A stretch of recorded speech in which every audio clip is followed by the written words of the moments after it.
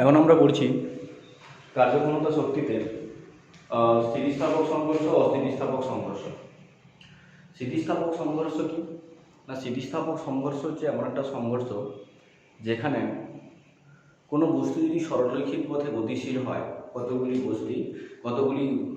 বস্তু যদি সরলরৈখিক পথে গতিশীল হয়, সেক্ষেত্রে তার সংঘর্ষের আগে এবং সংঘর্ষের পরে কণাগুলির মোট গতিশক্তি ধ্রুবক থাকবে।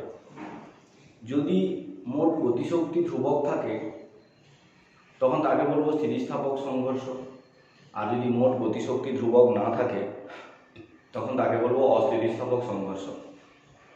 ধরো m1 ভরের একটা কণা e1 বেগে গতিশীল, m2 ভরের একটা কণা u2 বেগে গতিশীল, যেক্ষেত্রে u1 গ্রেটার দেন u2। তাহলে u1 গ্রেটার দেন u2 হলে এরা সংঘাত ঘটাবে, সংঘর্ষ ঘটবে। সংঘর্ষ ঘটার পরে m1 ভরের বস্তুর বেগ হলো ধরো v1 আর m2 ভরের বস্তুর বেগ হলো v2। এটা হচ্ছে সংঘর্ষের আগে, এটা হলো সংঘর্ষের আগে, আর এটা হলো সংঘর্ষের পরে। সংঘর্ষের পর, এই সংঘর্ষের আগে এবং সংঘর্ষের পরে কণাগুলির মোট গতিশক্তি ধ্রুবক থাকবে। তাহলে এর গতিশক্তি কত না, প্রথমটার গতিশক্তি হাফ m1 e1 স্কয়ার, দ্বিতীয়টার গতিশক্তি কত হাফ m2 u2 স্কয়ার। মোট গতিশক্তি এটা। সংঘর্ষের পরে প্রথমটার গতিশক্তি কত, প্রথমটার গতিশক্তি হাফ m1 v1 স্কয়ার, দ্বিতীয়টির গতিশক্তি হাফ m2 v2 স্কয়ার। এটা সমান হবে। সংঘর্ষের আগে দুটোর মোট গতিশক্তি, সংঘর্ষের পরে দুটোর মোট গতিশক্তি সমান। যদি সমান হয় স্থিতিস্থাপক সংঘর্ষ, আর যদি সমান না হয় তখন সেটা হচ্ছে অস্থিতিস্থাপক সংঘর্ষ। স্থিতিস্থাপক সংঘর্ষের ক্ষেত্রে আমরা প্রমাণ করব যে কণাগুলির মোট, স্থিতিস্থাপক সংঘর্ষের ক্ষেত্রে আমরা প্রমাণ করব কণাগুলির স্থিতিস্থাপক সংঘর্ষের ক্ষেত্রে বেগ বিনিময় করে। আমরা এখন প্রমাণ করব স্থিতিস্থাপক সংঘর্ষে কণাগুলি বেগ বিনিময় করে, এটা আমরা প্রমাণ করব। মানে সংঘর্ষের পরে এর v1 এর মান বের করব, এর v2 মান বের করব, যেক্ষেত্রে আমরা দেখব এই v1 এর মান কত হবে, u2 হবে, আর v2 মান হবে u1। এটা আমরা প্রমাণ করে দেখব, দিয়ে ব্যাখ্যা করছি। যেটা লেখা আছে এখান থেকেই করছি কি, তাহলে কোশ্চেনটা আগে বলে দিই যে স্থিতিস্থাপক সংঘর্ষে কণাগুলি বেগ বিনিময় করে প্রমাণ করো। তাহলে এক্ষেত্রে তার সংঘর্ষে, স্থিতিস্থাপক সংঘর্ষে কণাগুলির গতিশক্তি ধ্রুবক থাকে। যেহেতু গতিশক্তি ধ্রুবক থাকে তাই half m1 e1 square plus half m2 u2 square equals to half m1 v1 square plus half m2 v2 square. এখান থেকে উভয় দিকে হাফগুলো কেটে যাবে। হাফগুলো কেটে গেলে আমরা m1 গুলোকে একদিকে নিয়ে এসে কমন নেব, আর m2 গুলোকে আরেকদিকে নিয়ে গিয়ে কমন নেব। তাহলে প্রথম ক্ষেত্রে লিখতে পারবো m1 into u1 square minus v1 square, v1টা এদিকে এলো, সমান m2 into v2 square minus u2 square, এটাকে এদিকে নিয়ে এলাম। এটা এক নম্বর। আবার এই যে কণাগুলো সরলরৈখিক গতি, এই সরলরৈখিক গতির ক্ষেত্রে আমরা রৈখিক ভরবেগের সংরক্ষণ নীতি পড়েছিলাম। যে রৈখিক ভরবেগের সংরক্ষণ নীতির ক্ষেত্রে আমরা পড়েছিলাম তাদের রৈখিক ভরবেগও ধ্রুবক থাকে। সংঘর্ষের আগে এবং সংঘর্ষের পরে কণাগুলির রৈখিক ভরবেগ ধ্রুবক থাকে। তাহলে রৈখিক ভরবেগ যদি ধ্রুবক থাকে তাহলে এর রৈখিক ভরবেগ কত না, m1 e1 এর কত plus m2 u2 equals to এর ক্ষেত্রে m1 v1 প্লাস এর ক্ষেত্রে m2 v2। তাহলে এখান থেকে যদি কমন নিই, m1 কমন নিলে থাকবে u1 মাইনাস v1, এর ক্ষেত্রে m2 কমন নিলে থাকবে v2 মাইনাস u2। 2 নম্বর, এই 1 নম্বরকে 2 নম্বর দিয়ে ভাগ করছি। 1 নম্বরকে 2 নম্বর দিয়ে ভাগ করছি। 1 ভাজিত 2 যদি করি, 1 কে 2 দিয়ে যদি ভাগ করি কি করবে না, বলতো এখানে m1 আর m1 এর অনুপাত কেটে যাবে, এখানে m2 আর m2 এর অনুপাত কেটে যাবে, থাকবে এখানে u1 square minus v1 square. তাহলে u1 square minus v1 square, এটা মানে কি u1 plus v1 into u one minus v one, একে ভাগ করবো কি দিয়ে, u one minus v one দিয়ে। তাহলে যদি u one minus v one দিয়ে ভাগ করি তাহলে এটা কেটে যাবে, থাকবে কত, u one plus V one. তাহলে এক্ষেত্রে 1 নম্বর 2 নম্বর দিয়ে ভাগ করলে থাকবে u one plus V one সমান, এটাকে ভাগ করলে কি আসবে, এটাকে ভাগ করলে আসবে v two plus u two.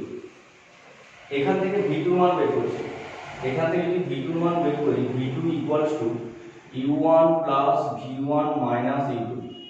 V টুর মান বের করলে U one plus V one minus you two. এই মানটাকে আমরা 2 নম্বর সমীকরণে বসাবো। এই যে মানটা ভি টুর মান বের করেছি, ভি টুর মানটাকে 2 নম্বর সমীকরণে বসাবো। তাহলে 2 নম্বর সমীকরণে বসালে কি হবে, 2 নম্বর থেকে পাই, 2 নম্বর থেকে পাই মানটা বসিয়ে দাও। মান বসালে m1 into u one minus v one সমান m2 ইন্টু ভি টু মান বসাবো, u one plus V one minus you two, আবার মাইনাস ইউ টু সমান, তাহলে m1 into u one minus v one সমান m2 into u one plus V one minus two u two. গুণ করছি m1 into কে, তাহলে m1 u1 minus m1 v1 equals to m2 u1 plus m2 v1 minus 2 m2 u2। এখান থেকে আমরা v1 এর মান বের করব, এখান থেকে আমরা v1 এর মান বের করব। তাই সমস্ত v1 গুলোকে একদিকে নিয়ে আসবো, বাকিগুলোকে আরেকদিকে রাখবো। সমস্ত v1 গুলোকে একদিকে নিয়ে আসবো, বাকি সবগুলোকে একদিকে রাখবো। তাহলে এখান থেকে যদি তাই করি, তাহলে m1 v1 plus m2 v2 equals to m1 u1 minus m2 u1 plus 2 m2 u2। সরল করো, এখান থেকে এটা m2 v1 ছিল, এখান থেকে কমন নাও, কমন যাবে v1, তাহলে v1 কমন নিলে থাকবে m1 plus m2 সমান, এই দুটো থেকে u1 কমন যাবে, তাহলে u1 into m1 minus m2 plus 2 m2 u2। তাহলে এখান থেকে v1 এর মান বের করব, v1 সমান u1 into m1 minus m2 by m1 plus m2 into plus 2 m2 by m1 plus m2 into u2। তাহলে আমরা এখান থেকে v1 এর মান বের করলাম, এখানে যদি v2 বের করে এই সমীকরণে v2 এর মান বসিয়েছিলাম বলে এখানে v1 পেলাম। কিন্তু এই সমীকরণ থেকে যদি আমরা v1 বের করতাম, এই v1 এর মান যদি এই সমীকরণে বসাতাম তাহলে এখান থেকে v2 এর মান পেতাম। কিন্তু আমরা ক্যালকুলেশন না করে v2 এর মান বের করব, ডাইরেক্ট অনুরূপভাবে বসাবো। তাহলে অনুরূপভাবে কি হচ্ছে না, অনুরূপভাবে এখান থেকে v2 এর মান কত না, v2 ইকুয়ালস টু যেখানে u1 আছে সেখানে u2 হবে, যেখানে u2 আছে সেখানে u1 হবে, যেখানে m1 আছে m2 হবে, আর যেখানে m2 আছে সেখানে m1 হবে। চেঞ্জ করে বসাচ্ছি, u2 into m2 minus m1 by m1 plus m2 plus 2 m1 by m1 plus m2 into u2। দুটো সমীকরণ পেয়ে গেলাম। সংঘর্ষের পরে v1 আর v2 এর মান কত হবে সেটা পেয়ে গেলাম। সংঘর্ষের পরে v1 এবং v2 এর মান কত হবে সেটা পেয়ে গেছি। এখন আমাদের বলতে হবে যে ধরে নিতে হবে এই প্রমাণটার ক্ষেত্রে যে m1 এবং m2 হচ্ছে এখানে সমান। যদি m1 এবং m2 সমান হয়, মানে বস্তু দুটির ভর যদি সমান হয়, যদি m1 সমান m2 হয়, অর্থাৎ বস্তু দুটির ভর যদি সমান হয়, m1 সমান m2 হয়, সেক্ষেত্রে দেখো এখানে v1 এর ক্ষেত্রে কি হবে না, এখানে u1 ছিল, m1 আর m2 সমান, তাহলে এইটা আমরা শূন্য হয়ে যাবে। এখানে 2m2 by m1 R m2 সমান, তাহলে এটা কি লিখতে পারি, m1 প্লাস m2 কে আমরা 2m2 বলতে পারি।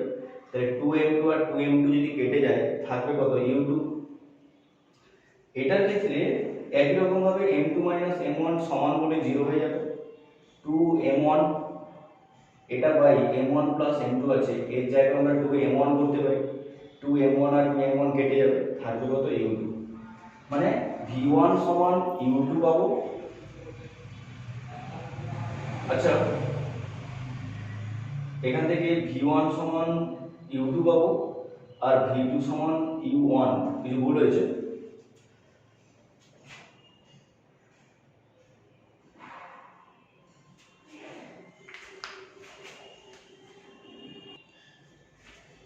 সরি, এটা চেঞ্জ করার সময় এখানে u2 টা এটা u1 হবে।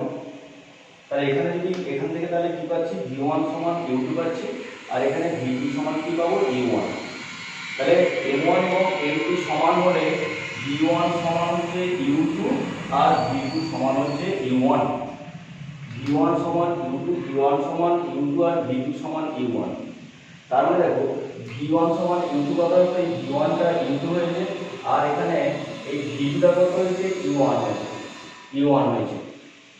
তার মানে এই প্রথমটা দ্বিতীয়টার বেগ পেয়েছে আর দ্বিতীয়টা প্রথমটার বেগ পেয়েছে। এই প্রথমটা দ্বিতীয়টার বেগ পেয়েছে আর দ্বিতীয়টা প্রথমটার বেগ পেয়েছে।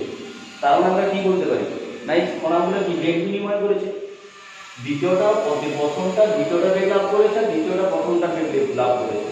তার মানে এখান থেকে আমরা বলতে পারি যে এরা বেগ বিনিময় করছে। অর্থাৎ স্থিতিস্থাপক সংঘর্ষে কণাগুলি বেগ বিনিময় করে। এরপর দুটি বস্তুর একমাত্রিক অস্থিতিস্থাপক সংঘর্ষ। আমরা স্থিতিস্থাপক সংঘর্ষ করেছিলাম, এখন অস্থিতিস্থাপক সংঘর্ষ। দেখো অস্থিতিস্থাপক সংঘর্ষের ক্ষেত্রে কি হচ্ছে না, এই দুটো বস্তু সরলরেখা বরাবর গতিশীল। m1 ভরের বস্তু u1 বেগে, m2 ভরের বস্তু u2 বেগে গতিশীল। এরা u1 গ্রেটার u2 হলে কি হচ্ছে, এরা সংঘাত ঘটাবে। সংঘাত ঘটানোর পরে প্রথমটার বেগ হচ্ছে v1, দ্বিতীয়টার বেগ হচ্ছে v2। তাহলে এক্ষেত্রে v2 গ্রেটার v1 যদি হয় তাহলে এরা পরস্পর থেকে আবার দূরে সরে যাবে। তাহলে এক্ষেত্রে এই দুটো কণা কি হচ্ছে, পরস্পরের কাছে আসছে। সংঘাত ঘটানোর জন্য পরস্পরের মধ্যে ডিস্টেন্স কমছে, তাই এরা সংঘাত ঘটেছে। সংঘাত ঘটার পরে কি হচ্ছে, এই দুটো কণা যে বেগ নিয়ে গতিশীল এরা পরস্পর থেকে দূরে সরে যাচ্ছে। মানে এরা সংঘর্ষের পরে পরস্পর থেকে দূরে সরে যায়। সংঘর্ষের আগে দুটো কণা পরস্পরের কাছাকাছি আসে। পরস্পর কাছে সরে আসার এই যে বেগ, এই বেগটাকে বলা হয় আগমন বেগ। পরস্পর কাছে সরে আসার এই বেগটাকে বলা হয় আগমন বেগ, যার মান হচ্ছে u1 - u2। আর সংঘর্ষের পরে দেখো কণা দুটি পরস্পর থেকে দূরের দিকে সরে যায়। সংঘর্ষের পরে কণা দুটি পরস্পর থেকে দূরে সরছে। পরস্পর দূরে সরে যাওয়ার যে বেগটা, এই বেগটাকে বলা হয় অপসরণ বেগ। এই বেগটাকে বলা হয় অপসরণ বেগ, যার মান কত, v2 - v1। আমরা যদি একটা ক্যালকুলেশন, একটা জিনিস বলি, ধরো একটা বলকে আমরা উপর থেকে ছেড়ে দিচ্ছি, একটা বলকে উপর থেকে ছাড়ছি। বলটা যখন ভূপৃষ্ঠে পড়বে, ভূপৃষ্ঠের সঙ্গে সংঘাত ঘটাবে। তাহলে ভূপৃষ্ঠের কাছের দিকে যাচ্ছে, মানে পরপর কি হচ্ছে, তারা কাছাকাছি আসছে, কাছের দিকে সরে আসছে, দিয়ে ভূপৃষ্ঠের সঙ্গে ঘটছে। এই যে কাছে সরে আসার যে বেগটা, এই বেগটাকে বলা হয় আগমন বেগ। আবার যখন ভূপৃষ্ঠের সংঘাত ঘটে গেছে, সংঘাত ঘটানোর পরে বলটা কি হয়, আবার উপরের দিকে উঠতে থাকে। তাহলে পরপর তাদের মধ্যে কি হচ্ছে, ডিস্টেন্স বাড়ছে, তারা পরস্পর থেকে দূরে সরে যাচ্ছে। এই যে দূরে সরে যাওয়ার যে বেগটা, এই বেগটাকে বলা হয় অপসরণ বেগ। এই অপসরণ বেগ আর আগমন বেগের যে অনুপাত, অপসরণ বেগ বাই আগমন বেগ, এর যে অনুপাত, এই অনুপাতকে বলা হয় ই দিয়ে প্রকাশ করি, যাকে বলা হয় সংঘাত গুণাঙ্ক। এই অপসরণ বেগ এবং আগমন বেগের যে অনুপাত, সেই অনুপাতকে বলা হয় এই অপসরণ বেগ এবং আগমন বেগের যে অনুপাতকে বলা হয় সংঘাত গুণাঙ্ক। এই সংঘাত গুণাঙ্কের ক্ষেত্রে তোমাদের তিনটা লাইন মনে রাখতে হবে, যে যদি স্থিতিস্থাপক সংঘর্ষ ঘটে সেক্ষেত্রে এই সংঘাত গুণাঙ্ক ই এর মান 0 হয়। যদি অস্থিতিস্থাপক সংঘর্ষ ঘটে তার ক্ষেত্রে, পূর্ণ অস্থিতিস্থাপক সংঘর্ষ, সেক্ষেত্রে ওই সংঘাত গুণাঙ্ক ই এর মান 1 হয়। আর যদি আংশিক স্থিতিস্থাপক সংঘর্ষ হয় সেক্ষেত্রে ই এর মান 0 থেকে 1 এর মধ্যে ভ্যারি করে। আর যদি আংশিক স্থিতিস্থাপক সংঘর্ষ হয় সেক্ষেত্রে ই এর মান 0 থেকে 1 এর মধ্যে থাকে। এরপরের প্রশ্ন দেখো, একটা বল এই উচ্চতা থেকে পড়ছে, দিয়ে মেঝেতে ড্রপ খাবে, ড্রপ খেয়ে উপরের দিকে উঠবে, আবার নিচের দিকে নামবে, এখন ড্রপ খেতে থাকবে, দিয়ে কিছুক্ষণ পরে কি হবে, ভূপৃষ্ঠে স্থির হয়ে যাবে। এখানে বলটা এখান থেকে এখানে পড়লো, এখান থেকে ড্রপ খেয়ে কিছুটা উঠবে, সেটাকে আমি এইটা দেখিয়েছি। এখান থেকে বলটা পড়বে, আবার উপরে উঠবে, সেটাকে সাইডে দেখিয়েছি। বলটা থেমে যাওয়া পর্যন্ত, যতক্ষণ না থামছে ততক্ষণ পর্যন্ত মোট পথ কত অতিক্রম করেছে, প্রথমে এইচ দূরত্ব নেমেছে, তারপরে এইচ দূরত্ব উঠেছে, আবার এইচ দূরত্ব নেমেছে, মানে 2h দূরত্ব, আবার এইচ দূরত্ব উঠেছে, আবার এইচ দূরত্ব নেমেছে, অতিক্রম করবে, যতক্ষণ না থেমে যাচ্ছে ততক্ষণ পর্যন্ত মোট অতিক্রান্ত দূরত্ব কত না, মোট অতিক্রান্ত দূরত্ব d equals to h into 1 plus E square by 1 minus e square. বলটি না থামা পর্যন্ত মোট অতিক্রান্ত দূরত্ব h into 1 plus E square by 1 minus e square, এটা আমাদের প্রথমে প্রমাণ করতে হবে। দেখো প্রথমে বলটা যখন এখান থেকে এই পর্যন্ত পড়ছে, প্রথমে বলটা যখন এখান থেকে পড়ছে, তাহলে এই জায়গায় প্রাথমিক বেগ কত, এই জায়গায় প্রাথমিক বেগ 0, সেখান থেকে এই দূরত্ব এসছে এখানে, দিয়ে ভূপৃষ্ঠের সংঘাত ঘটাবে, তাহলে ভি বেগের সংঘাত ঘটাবে, তাহলে ভূপৃষ্ঠে ভি বেগের সংঘাত ঘটাবে মানে তার আগে এরা পরস্পর কাছের দিকে সরে আসছে, তার মানে আগমন বেগ কত, এই যে ভিটা, এই ভিটা হচ্ছে তার আগমন বেগ। এই আগমন বেগের মান ফার্স্ট আমরা বের করব। এখানে প্রাথমিক বেগ কত, 0, তাহলে এক্ষেত্রে v square equals to u square plus 2gh, v square equals to 0 plus 2gh, তাহলে v square equals to 2gh, তাহলে v equals to root over 2gh। এই আগমন বেগের মান হচ্ছে ভি সমান রুট ওভার 2gh। এখানে একটা স্থিতিস্থাপক সংঘাত আছে, সংঘাত গুণাঙ্ক, এই সংঘাত গুণাঙ্ক যদি ই হয়, আমরা ই সমান কি জানি না, ই সমান অপসরণ বেগ বাই আগমন বেগ। এর ক্ষেত্রে আগমন বেগের মান কত, ভি, মানে অপসরণ বেগ বাই ভি, তাহলে এক্ষেত্রে অপসরণ বেগের মান হচ্ছে ইভি। তাহলে এখানে সংঘাত ঘটানোর পরে এই যখন উপরের দিকে উঠবে, সংঘাত ঘটানোর পরে যখন বলটা আবার উপরের দিকে যাবে তখন কত বেগে যাবে না, তারা উপরের দিকে যখন যাবে আবার ইভি বেগে যাবে, ইভি বেগে গিয়ে এই জায়গায় থেমে যাবে, মানে তার বেগটা কত, 0, আর কত উচ্চতা উঠেছে, ধরো ক্যাপিটাল এইচ উচ্চতা উঠেছে। তাহলে এক্ষেত্রে আমরা লিখতে পারি v square equals to u square minus 2g capital h. কেন, ক্যাপিটাল এইচ দূরত্ব উঠেছে আর অভিকর্ষ ত্বরণের বিপরীতে উঠেছে, তার জন্য মাইনাস লিখেছি। ভিটা 0 আর প্রাথমিক বেগ কত, অপসরণ বেগ ইভি, তাহলে ev whole square minus 2gh, তাহলে 2g capital h equals to e square v square, h equals to e square v square by 2g। এই ভি স্কোয়ার মানটা বসাবো, তাহলে ভি স্কোয়ার মান বসালে 2gh ইন্টু ই স্কোয়ার ছিল by 2g সমান কি পাবো, ই স্কোয়ার এইচ। তাহলে এই যে ক্যাপিটাল এইচ দূরত্বটা কত না, ই স্কোয়ার ইন্টু তার আগের উচ্চতা, ই স্কোয়ার ইন্টু স্মল এইচ মানে এই উচ্চতাটা সমান ই স্কোয়ার ইন্টু তার আগের উচ্চতা। তাহলে আমরা যদি বিপরীত ক্রমে বলি, এই উচ্চতাটা সমান কত হবে না, এই উচ্চতাটা সমান ই স্কোয়ার ইন্টু এই উচ্চতা। তাহলে এই বলটা এখানে এসে সংঘাত ঘটে আবার যে দূরত্ব অতিক্রম করবে সেটা হচ্ছে এইচ ডট, তাহলে সেই এইচ ডটের মান কত না, H dot equals to e square into তার আগের উচ্চতা যেটা হচ্ছে ক্যাপিটাল এইচ সমান ই স্কোয়ার ইন্টু ই স্কোয়ার এইচ, তাহলে সমান কত, সমান হচ্ছে ই টু দি পাওয়ার 4h। তাহলে এইভাবে চলতে থাকবে, এইভাবে চলতে চলতে মোট কত অতিক্রম করবে, প্রথমে এটা h, উপরের দিকে h, নিচের দিকে h মানে 2h, উপরের দিকে h ডট, নিচের দিকে h ডট, 2h ডট, এরকম ডট ডট করে চলবে। তাহলে বলটি না থামা পর্যন্ত মোট অতিক্রান্ত দূরত্ব d ইকুয়ালস টু, বলটি না থামা পর্যন্ত মোট অতিক্রান্ত দূরত্ব d ইকুয়ালস টু প্রথমে h plus 2h plus 2h dot plus dot dot dot, মান বসিয়ে দাও, h plus E square h plus E to the power 4h plus এরপরে কত হবে 2 two the power 6h plus dot dot.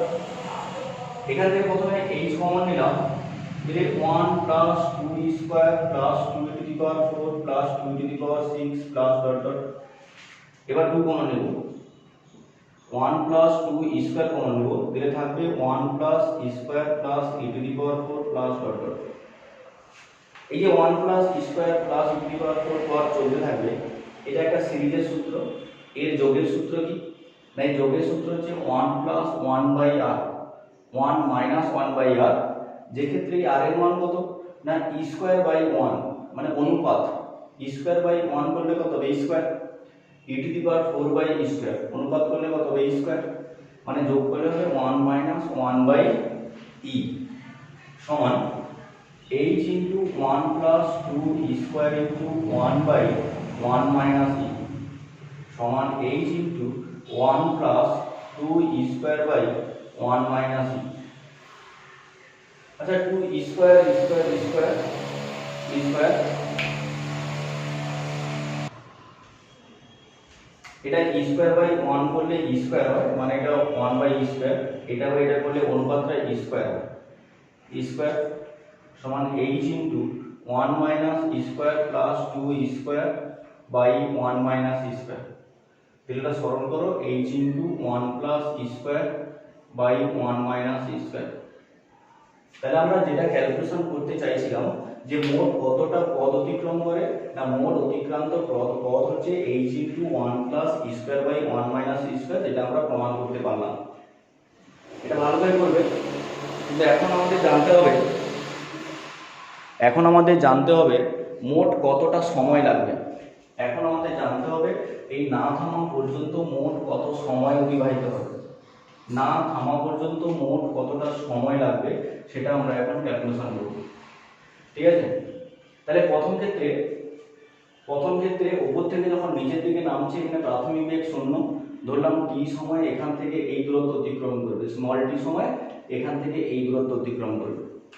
তাহলে এক্ষেত্রে s equals to ut plus half a t square, মানে half g t square অনুযায়ী s টা h, এটা 0 plus half into g into suppose t1 সময় লাগবে। তাহলে এখান থেকে half g t1 square equals to h, তাহলে t1 square equals to 2h by g, t1 equals to root over 2h by g, এই সময়টা লাগবে। এখান থেকে এই পর্যন্ত আসার সময় এই সময়টা লাগবে। এবার এখানে ইভি অপসরণ বেগ নিয়ে বলটা ওখান থেকে উপরে উঠবে, আবার নিচের দিকে নামবে। ওঠার সময় ক্যাপিটাল এর উচ্চতা উঠবে, নামার সময় ক্যাপিটাল এর উচ্চতা নামবে। তাহলে মোট সরণ কত? 0। আর কত সময় লাগবে? ধরলাম t2 সময় লাগবে। তাহলে এক্ষেত্রে s equals to ut minus half g t square অনুযায়ী t2 স্কয়ার, এটা 0, বেগ কত? ইভি ইন্টু t2 বসাবো, ইভি ইন্টু t2 বসাবো, t2 minus half g into t2 square. তাহলে half g into t2 square equals to E V into t2, t2 two cancel হয়ে যাবে। তাহলে t2 equals to 2ev by g সমান 2e by g into এই v মানটা বসাবো root over 2gh সমান 2e into root over 2h by g।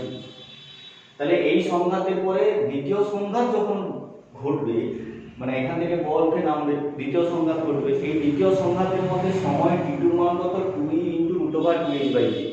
এখানেও root over 2h by g ছিল, এখানেও root over 2h by g আছে। আর 2eটা কি না, একবার উপরের দিকে গেছে, একবার নিচের দিকে নামছে, তাই 2, আর মাঝখানে সংঘাত গুণাঙ্ক e আছে, তাই 2e into root over 2h by g। তাহলে এই সময়টা কত লাগবে?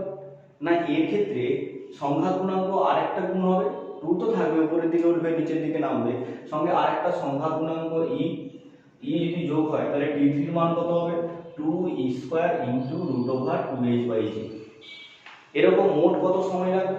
না মোট সময় t equals to t1 plus t2 plus t3 plus dot dot চলতে থাকবে, সমান root over 2h by g plus 2e into root over 2h by g, 2h by g plus 2e into root over 2h by g plus 2e square into root over 2h by g plus dot dot. Root over 2h by g common নাও, দিলে থাকবে 1 plus 2e plus 2e square plus dot dot dot সমান root over 2h by g into 1 plus 2e common নিলাম, 1 plus e plus e square plus dot dot dot. আগে যেমন লিখেছিলাম এই যোগের সূত্র কত হবে?